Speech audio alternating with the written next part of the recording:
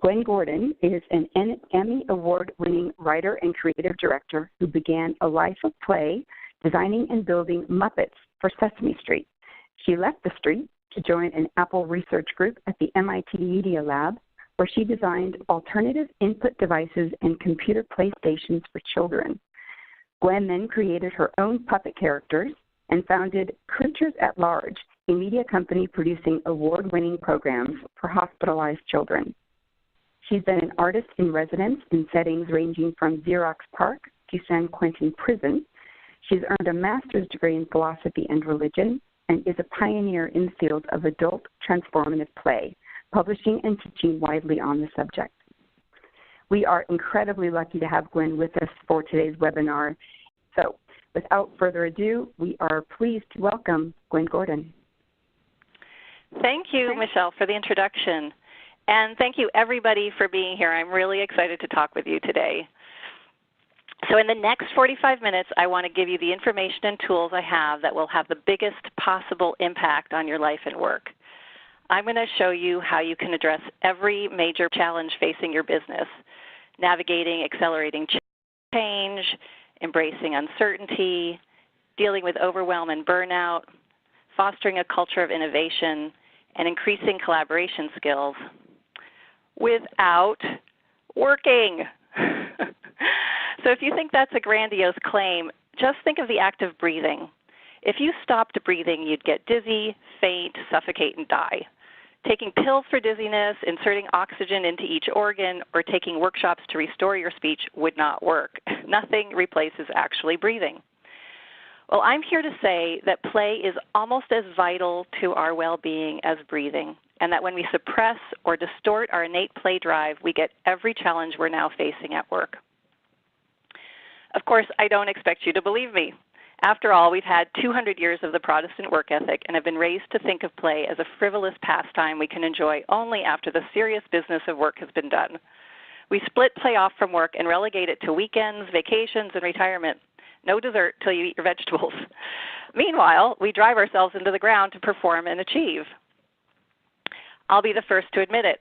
I'm a playful person who spent my life pushing hard to prove myself and perform in some of the most playful, fun jobs in the world.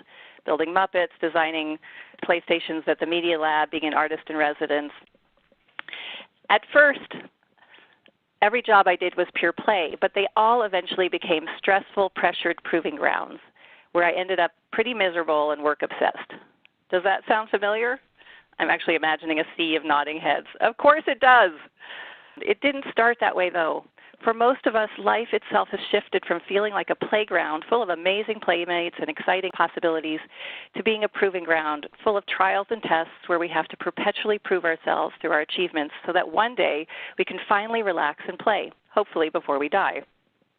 Our busyness and exhaustion are like badges of honor proving that we're important and valuable. Or, in more extreme cases, life has become a battlefield where we have to defend and protect ourselves from perpetual threats.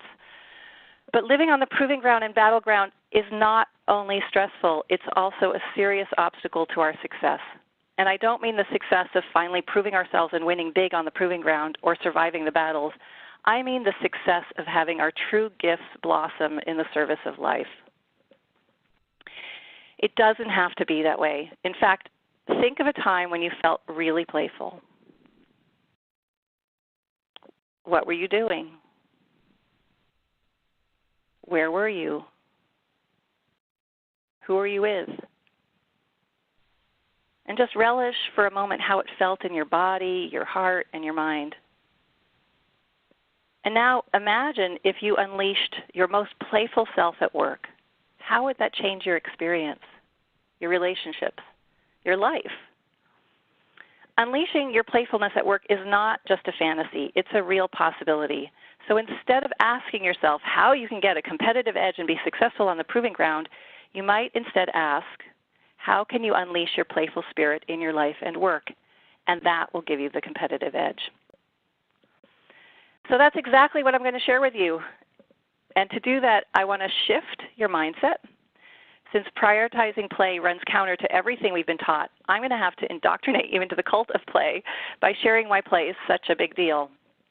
And then we'll talk about the benefits of play and playfulness, the attitude that can turn anything into play, and then we can start to cultivate playfulness, including the 7 paths to play, which will give you some practical steps you can take now to unleashing your playfulness at work and everywhere else. So let's jump in. So let's start with a little thought experiment. Imagine a world without play. What kind of world would it be? Would there even be a world? So how did we get the world we have, one with a bunch of humans staring at a computer screen trying to imagine a world without play? In the beginning, there was just hydrogen and helium, nothing but a few invisible gases. And then, over the course of 13.7 billion years, those gases have turned into everything we see around us. This is as epic as it gets. I mean, this creativity should astonish each of us every day. So how did it do that? Not very carefully, I'll tell you. It sloshes around, crossing boundaries, making big messes, trying everything. In fact, the dynamics of evolution are, as Stephen Jay Gould said, sloppiness, broad potential, quirkiness, unpredictability, and above all, massive redundancy. The key is flexibility, not precision. In other words, it plays. The astonishing creativity of the universe are the fruits of play. The dynamics of play, which include boundary crossing, self-organizing, improvising, and experimentation, are identical to those of evolution. Play is at the heart of evolution. Play is evolution. But what is play? So what do we even mean by this? So this is not an easy question to answer. After all, the Oxford English Dictionary alone has no fewer than 26 definitions. Many play scholars think that play is so variable and ambiguous that attempting to nail down a definition is pure folly. After all, what could competitive sports, making art, gambling, traveling, video games, community festivals, extreme sports, improv theater, taking psychedelics, and just horsing around possibly have in common? Luckily, evolutionary psychologist Peter Gray did us all a favor. He studied all the definitions and distilled them down to the most agreed upon traits. This is what he came up with. Play is produced in an alert, non-stressed frame of mind. Animals don't play when they're stressed. Did you catch that? Stress is an obstacle to play. They're intrinsically motivated. We're doing it out of the sheer pleasure of it. It's done freely and not coerced. Nobody's forcing us, and we're not compelled by addictions. It's structured by rules we invent. It means it's bounded by an agreement that we're playing, and this is how. And it's fun. In short, any activity is play if we're doing it out of our own free will and for our own enjoyment. Sure, it's fun, but play is also a huge risk. A lot of animals get eaten while they're distracted having a good romp. Plus, it uses up valuable energy with no apparent immediate benefits. And still, most animals do it, especially when they're young. So why? Why is there such a strong play drive that it's so ubiquitous amongst animals? Philosophers and scientists have been puzzling over the evolutionary benefits of play for centuries, but only in the last 20 years has play research really gotten a big boost, and that's with the emergence of positive psychology and brain imaging technology. So we have a few answers. In fact, 20 of them. We now have a list of over 20 benefits that apply to both children and adults. See anything you like there? There are so many benefits, emotionally, socially, physically, cognitively, and spiritually, that it's like a superfood. I call it the kale of behavior. Most people have an easier time appreciating the benefits of play for children, so I'm going to give you some highlights on the research about the benefits of play for adults. The core benefits, kind of in a nutshell. Play makes us happy and healthy. It helps us live and work together. It makes us smart. It makes us creative, and it makes us adaptable. So let's go into this. Play produces a cocktail of endorphins. Nothing produces endorphins like play. Psychologist Brian Sutton Smith from Harvard spent 5 decades studying play, and he saw that few activities generate as many positive emotions as play does. Feelings like joy, awe, curiosity, wonder, and love. That's why he concluded that the opposite of play isn't work, it's depression. There's a lot of data on the benefit of happiness at work, how it makes us more productive, easier to work with, and successful overall. It also reduces stress, increases our resilience, and affects every organ of the body. So people who are play deprived have a life expectancy 5 to 10 years lower than people who play, which means that play deprivation is a greater risk factor than smoking and obesity. Take that in. It helps us live and work together. Many researchers see one of the chief purposes of play is to create pro-social brains. Those are brains that can establish and maintain social bonds and navigate ambiguous social cues. It forges bonds across differences. You've probably heard the shortest distance between two hearts is laughter. Play lets us temporarily drop the roles and identities and stories that separate us, even our species identities and the roles of predator and prey.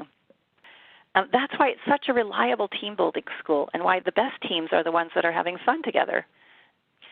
And you can see in this picture that the polar bear can't just let loose and do its thing on the husky, or he'd maim his playmate and the play would stop. So if he wants the play to go on, the polar bear has to cooperate, which means showing enormous restraint and handicapping himself. In this case, that means probably just playing with his head. So to play well with each other requires sensitive attunement.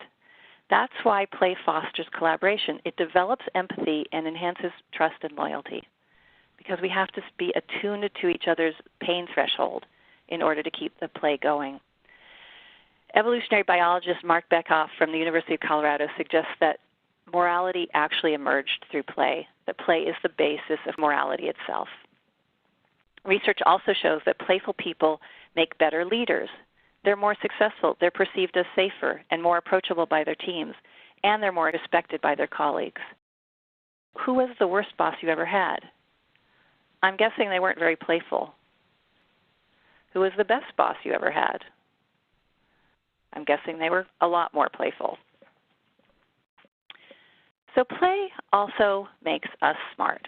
In fact, that's kind of an understatement, because play literally grows brains by increasing neuronal connections.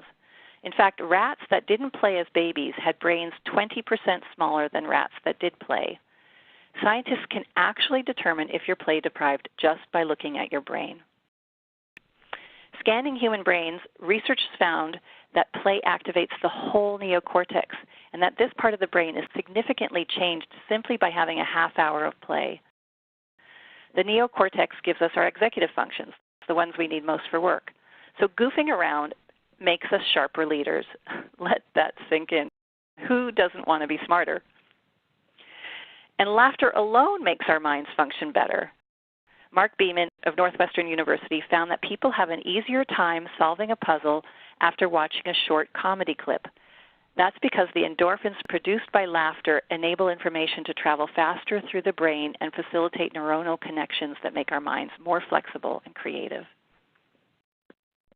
Okay, speaking of creativity, let's talk a little more about the inextricable connection between play and creativity. Play creates an open state. The seminal research done on creativity by a psychologist named McKinnon in the 70s showed that creativity had nothing to do with a person's IQ. It was a function of a state of mind he called the open state. And nothing puts us in the open state faster than play does. My favorite creativity study was out of the University of North Dakota. There were two groups. One was just told to come up with as many solutions to a problem as possible and then sent on their way. The other was given the same instruction, except that they were told to pretend they were 7-year-olds. The group that was told to be 7-year-olds came up with 30% more solutions. Why? Because it got them playing, which made them not just more open, but also bolder and more willing to make mistakes. Here's the bottom line. Play generates possibilities. Creativity turns the possibilities into actualities, and innovation makes the actualities useful. We don't have innovation or creativity without play. Zero. None. That's why Tom Robbins said, society has advanced when it has advanced, not because it has been sober, responsible, and cautious, but because it has been playful. And the truly great advances of this generation will be made by those who can make outrageous connections, and only a mind which knows how to play can do that. Finally, play makes us adaptable. This is probably what researchers have concluded to be the primary purpose of play, to make us more adaptable to changes in the environment. It makes uncertainty delightful. In our work, uncertainty feels scary, but when we're playing, we love it. After all, play isn't any fun without the element of surprise. It's like flat beer. Here's how it works. Play normalizes risk. It lets us be in control of being out of control. We willingly leave our comfort zones and the habits and routines which keep our world small and keep us from learning and evolving, and happily leap into experiences we haven't mastered yet. That could be physically, emotionally, or intellectually, by just using our imaginations or our bodies or encounters with other people. By expanding our world and opening us to new possibilities, play also expands our repertoire of responses, which expands our capacity to deal with more experiences, which makes us more adaptable. So here's an example. As these mountain goat kids kid around, intentionally putting themselves in precarious situations and throwing themselves off balance, they're increasing their muscle coordination. They're learning to stay composed in tricky situations. So clearly, this mountain goat got a lot of play as a kid. How many of you feel like you're ever in this kind of situation? Play makes life worth living. Play is the zest for life, the rainbow of color, the belly laugh, the second wind in the midst of the suffering in our world. And without it, we become dispirited, joyless, and frankly, spiritually constipated. We lose any sense of flow in our lives. Think of what it means to play with abandon. What are we even abandoning? We're abandoning our incessantly monitored, highly domesticated identity that's been groomed for the proving ground and battlefield. For a moment, we're free and we're on the playground. Okay, I know what you're thinking. That sounds great, but really? A game of chess, tossing a ball back and forth, that's going to solve all our problems? Are all forms of play made equal? No, they're not. The kind of play matters. The more the play engages us physically, emotionally, socially, and cognitively, the better. That means there's more benefit to mud wrestling for 5 minutes with your colleagues than there is to playing solitaire for hours on the computer. And the degree matters. The more wholeheartedly engaged you are, the better. That means letting yourself do what you really love to do. In other words, play is not the new Pilates, something to put on your task list. It's a way of listening to yourself and acting from your deepest, healthiest impulses. But mostly, the attitude matters. There's a difference between battling it out in an intense game of tennis and playing in a way that's lighthearted. In other words, playful. The sheer playfulness we bring to play matters most of all. So let's talk about playfulness. Playfulness is the attitude that can turn anything into play. It's also a personality trait. Some people are just more playful than others. But if you tend towards seriousness, don't worry. It's also something we can all cultivate. What are the traits of playful people? According to researchers, they include qualities like a sense of humor, being more spontaneous, outgoing, creative, fun-loving, and lighthearted, and something they call manifest joy. I love that phrase. In one study called the Boring Room Study, researchers forced people to sit in an empty, boring room. The low playfulness people hated it. They couldn't wait to get out. The high playfulness test subjects, on the other hand, actively enjoyed themselves, even though surveillance cameras showed that they didn't do anything but sit still. So what are the benefits of being able to sit in a boring room and entertain yourself? It seems kind of intuitively obvious that if play confers buckets of benefits, then someone who can turn anything into play might be in pretty good shape. In fact, a few of the benefits researchers have found show that playful people are, in fact, happier. They're more attractive to potential mates. In fact, playfulness is one of the must-haves that men and women look for in a long-term partner. Playful people have less stress and are better able to cope with the stress they have. They're more successful academically.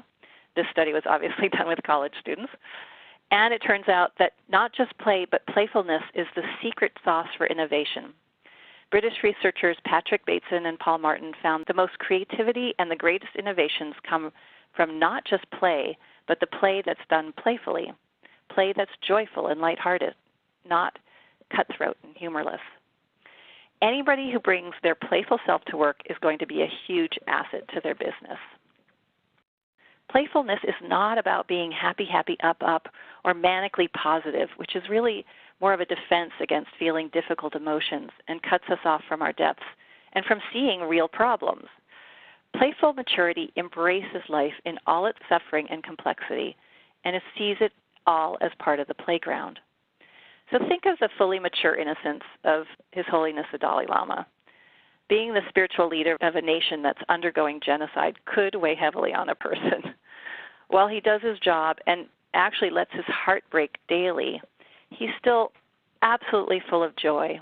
And if you've ever heard him speak, you'll probably remember his infectious giggle more than anything he said. And about now, you're probably thinking, hey, I just want to keep my job, not be the frickin' Dalai Lama. Now I have to be playful and mature, wise, and compassionate? Give me a break. I know it sounds like some lofty, unattainable ideal, but maybe that's exactly what it means to be fully human and where the playful stream of evolution is taking us. And maybe the increasing pressures we're facing at work and in life during this time of accelerating change are exactly what will propel us toward it.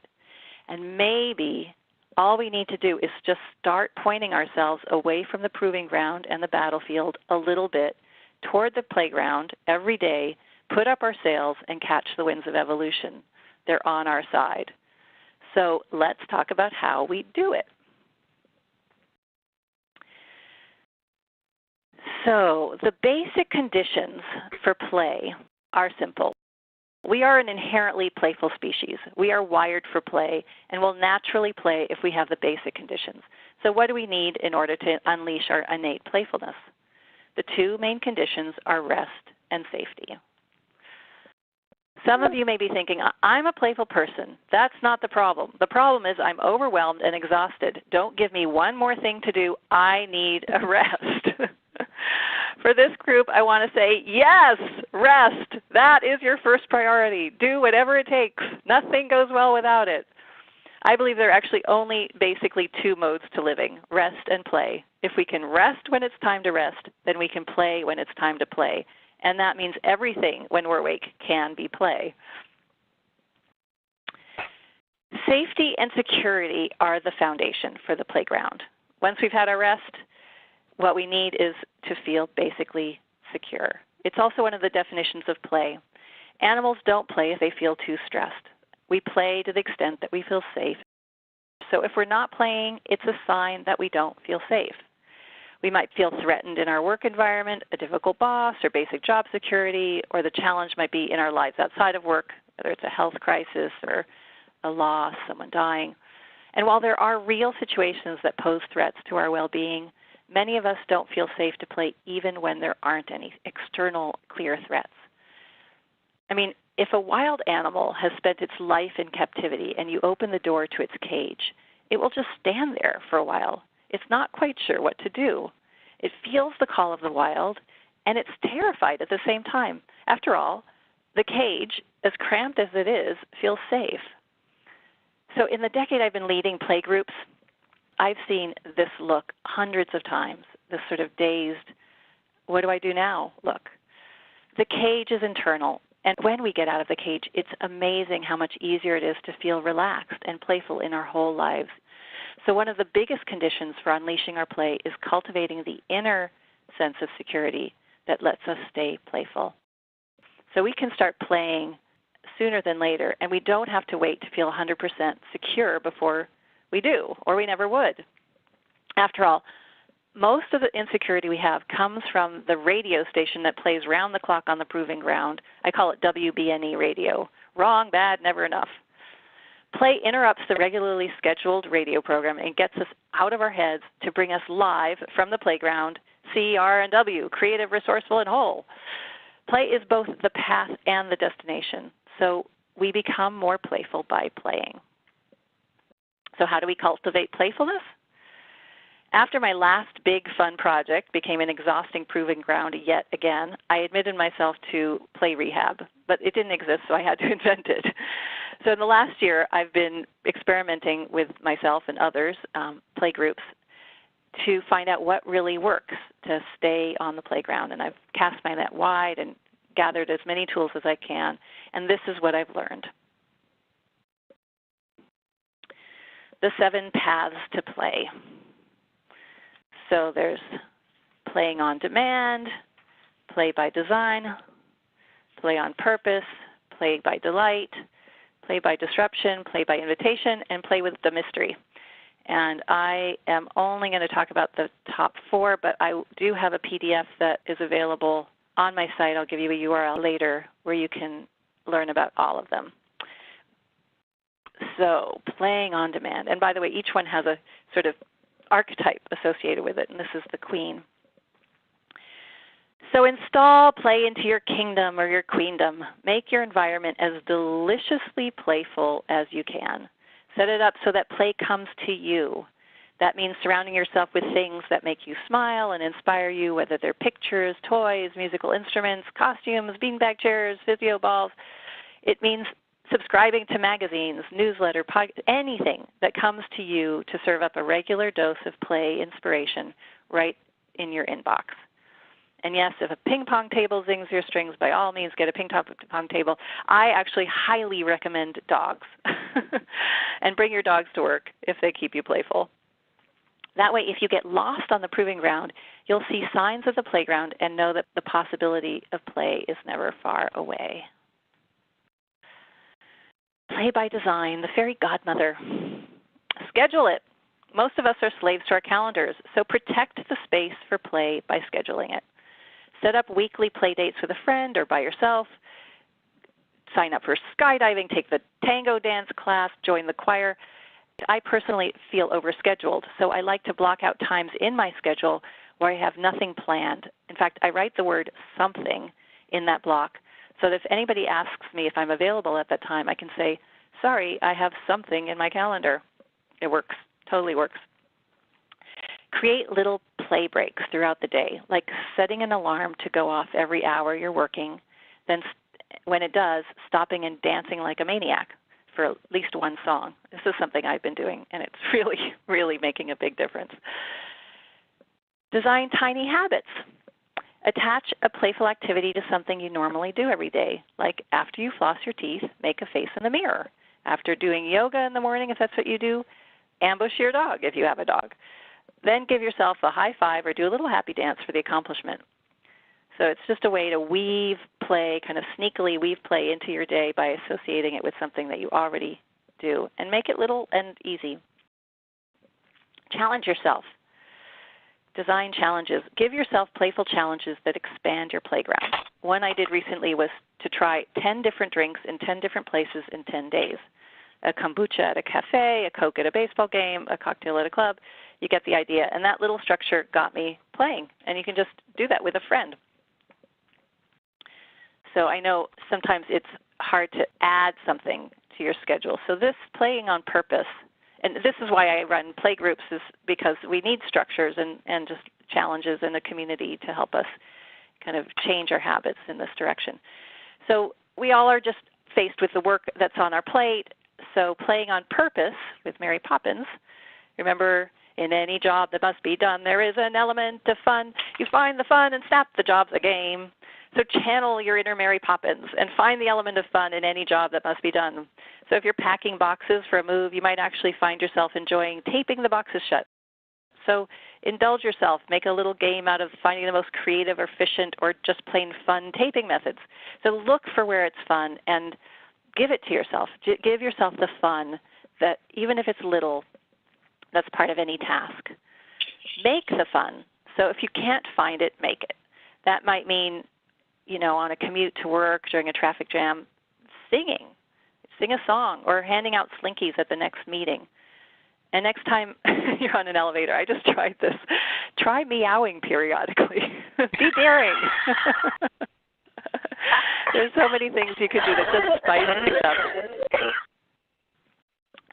Sounds like someone's got a cough on the line. Gamify the tough stuff. Okay, so if you're particularly dreading a project, try turning it into a game or a quest. Identify your mission, call on your allies, slay your enemies, and give yourself lots of points for everything you do for getting anything done. This is something that Jane McGonigal talks about how to do with health challenges in her book, Super Better. There's a whole design strategy for how to gamify stuff that's really difficult. I won't go into it here, but there are resources for that. which I can point you to. Play by delight, the magical child. So this is actually a really foundational play practice. So following your compass of joy, the brain has innate negativity bias, which keeps us focused on what's missing and not working and what might be a threat. So developing a compass for joy takes focusing your attention on the people, pleasures, and thoughts that delight you. Use your compass of joy to make decisions. Let it guide you.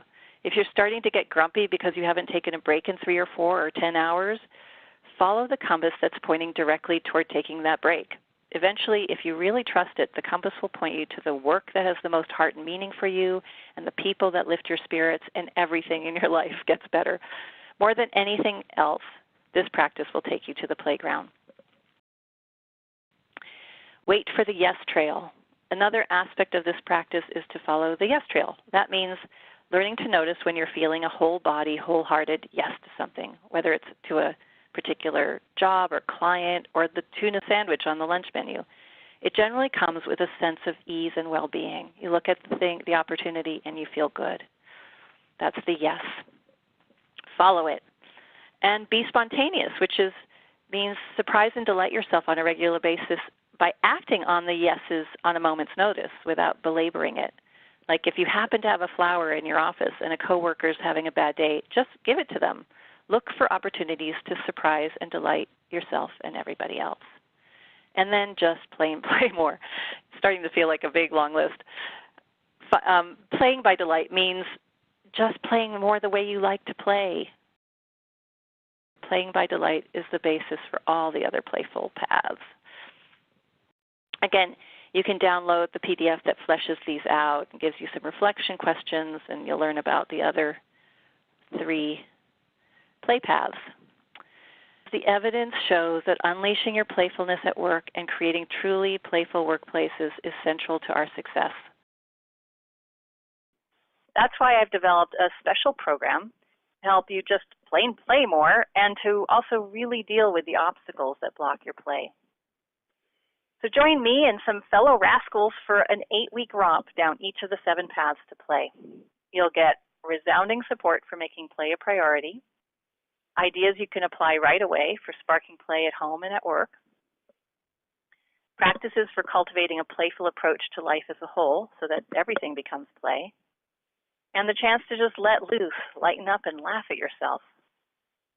So if you're interested, just scroll down. There's information and a link below. And I look forward to playing with you soon, because life is just too short and our situation is far too serious not to start playing. Bye-bye.